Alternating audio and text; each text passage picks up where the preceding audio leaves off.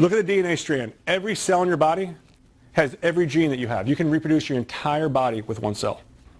Every cell has that code in it. All of those DNA cells have cancer somewhere hidden in those genes. Okay?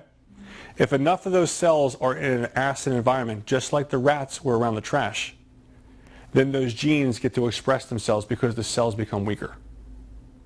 Does that make sense to you? Yeah. That's the environment we need to change.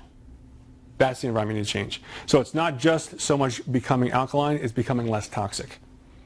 Less toxic means you're getting the trash out of the city so the rats don't keep coming. Because the rats are always there. The genes are always there.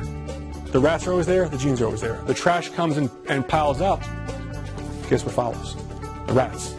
The diseases. You create the environment. Here's an interesting study I want you guys to check out if you're really into this, because I think this stuff is fascinating. But they literally took acid environments and they put red blood cells in acid environments.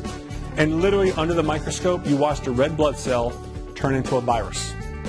Literally changed its physical molecular properties and became a virus. And then made it more oxygenated and more alkaline, turned back into a red blood cell again. Everything that we really thought medicine was based on is a little off. It's not untrue. It's a little off. You literally have the power, and we don't know why it does that. Nobody knows why it does that. But there's plenty of scientists out there who are pretty friggin' excited that that can happen. So have you guys ever seen Fat Dead in 40 or Fat Dying in 40? This guy literally changed his life by all he did. He got a juicer that you could plug into the lighter and just started driving around with a camera, and you literally watched him get. What was fascinating about that? Not only did he lose weight, but everything about him changed. His glow changed. His presence changed. His story changed. And as he's met more and more people, you can see his confidence and his certainty got better. And just being around him, people felt it was okay to try something new. People said, "Wow, it's like the 4-minute mile." You know, how long do we go before nobody ever ran under a 4-minute mile? But the second somebody broke the 4-minute mile, 15 people did it that year. It had never been broken ever in the history of humankind. One guy breaks it, same year 15 other people breaking down that belief system that we live in. In Africa, when they train elephants, when they're really young, they put a chain on their leg, and the elephant can't move. And by the time he's 3 years old, they take the chain off, and they literally put a piece of twine that he can go and break it. But he's convinced that the belief system that chain is still there, and he's always bound to that. This is how things work with us.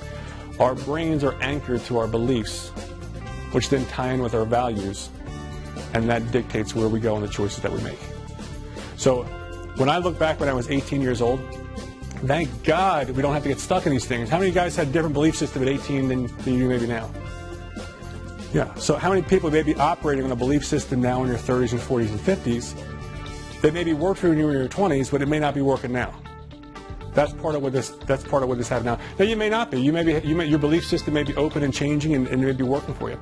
But if you're trying to get what's the definition of insanity? Yeah, you're doing something over and over again and expecting a different result. That's being caught in a belief system.